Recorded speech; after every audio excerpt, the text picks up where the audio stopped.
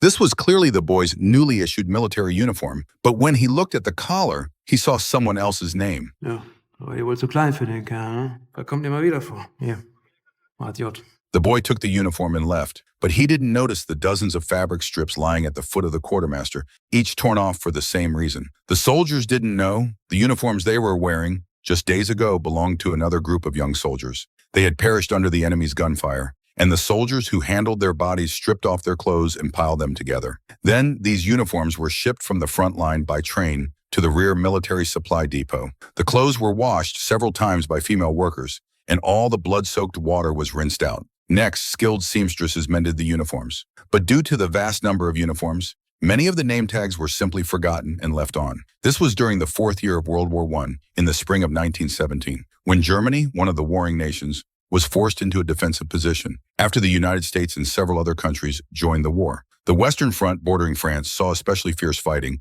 In 4 long years of war, both sides lost more than 3 million soldiers just for the small advance of a few hundred meters of the front line. A massive number of soldiers falling meant fresh blood had to be sent to the battlefield every day. Paul and his classmates, still in high school, were among them. Zukunft Deutschlands liegt in den Händen seiner größten Generation. Das sind Sie! Ja!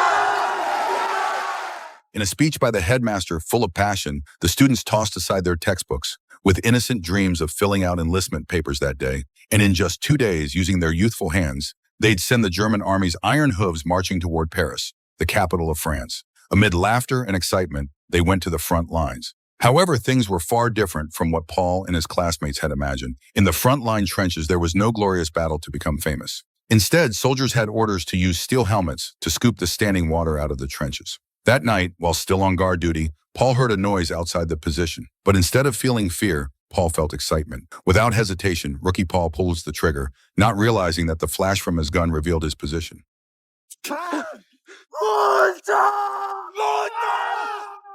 Faced with the French army's iron flood, the bullets fired by the German soldiers were ineffective. To wipe out the Germans, the French drove tanks straight over the German soldiers, crushing them beneath the treads. The scene was brutally graphic. Soon after intense fighting, the German army was completely routed. In an attempt to destroy the French tanks, an experienced soldier risked his life and tossed a grenade under the tank's tracks. They succeeded in destroying one of the enemy tanks. But just then, the agonized screams of a comrade came from behind. The French, determined to take the forward positions, were using flamethrowers to burn the German soldiers alive in their trenches. To survive, the soldiers were forced to surrender their guns, but they were still met with the raging inferno. Seeing this, Paul fled in terror as the Germans suffered a devastating defeat. It wasn't until nightfall that Paul returned to the camp. But when he arrived, he found that although his comrades had lost the battle, they all seemed strangely happy. Confused, Paul was suddenly grabbed by one of his comrades, who said it was then that Paul realized the war was about to end. For at that moment, the German government had realized that if they continued the war,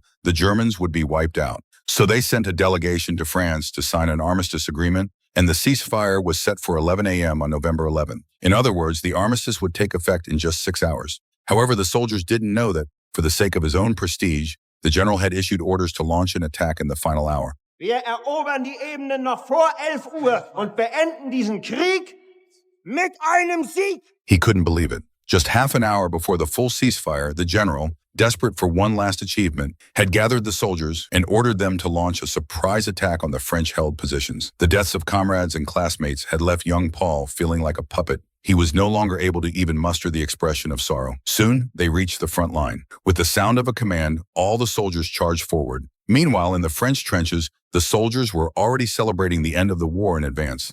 At that moment, a sudden realization hit one of the French officers. The situation had changed. The French didn't expect that with only 15 minutes left, the fighting on the German Western Front would come to a complete stop. They were about to face an enemy assault. Clearly, the Germans' surprise attack was effective. Though there were casualties, they quickly broke into the trenches occupied by the French, with Paul charging the fiercest of all. Like the veteran Kate, he saved a young, naive recruit and fought his way out, carving a path to survive. In the case, he and a French soldier tumbled into the supply room, but in that moment, they both stopped moving, waiting for those final 15 minutes to end. Yet hiding in the corner, a soldier delivered Paul a fatal blow. The absurdity of it all was that the fatal strike came just as the clock hit 11 o'clock.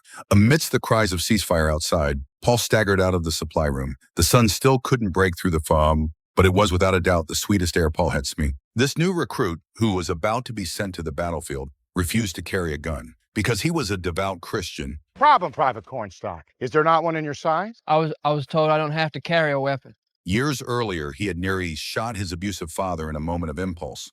From that day on, he swore he would never touch a gun again. But this reason failed to convince the drill instructor, so he was taken to see the captain. The captain told him that a soldier's duty was to obey orders. If he truly refused to carry a gun, he could pretend to be mentally unstable, and they would discharge him on the grounds of mental illness. However, when the military doctor questioned him, Doss openly stated that he was mentally sound.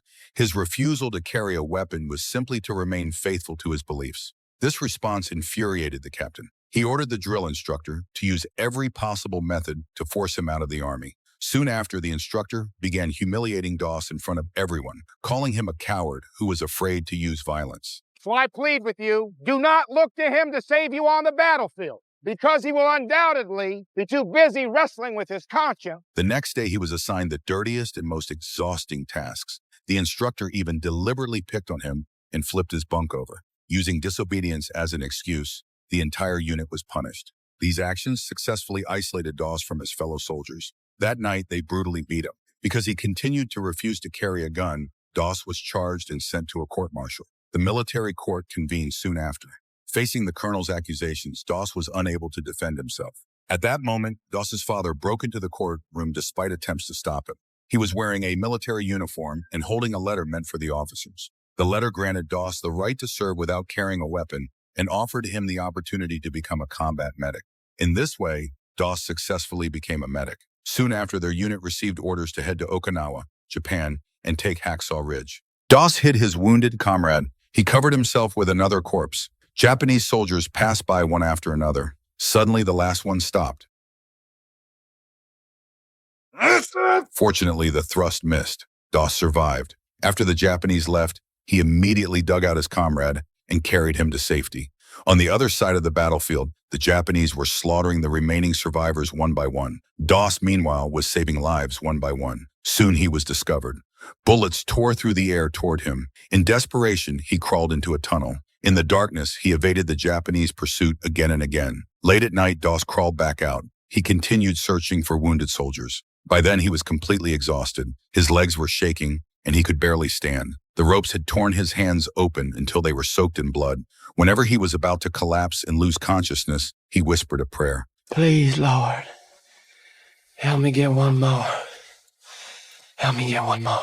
It was this belief that lifted him to his feet time and time again. At dawn the next morning, the captain entered the medical tent. It was filled with wounded men. He was stunned. When he asked them one by one, every answer was the same. Doss saved me. At the same time, Doss found the training officer on Hacksaw Ridge. The Japanese soon closed in as well. Doss took the officer's rifle, not to kill anyone, but wrapped it in cloth as a handle and dragged the officer forward at full speed. The officer provided covering fire. At the edge of the cliff, Doss lowered the officer down first. Then he jumped himself, bringing another wounded man with him. During the evacuation, every soldier silently watched this hero.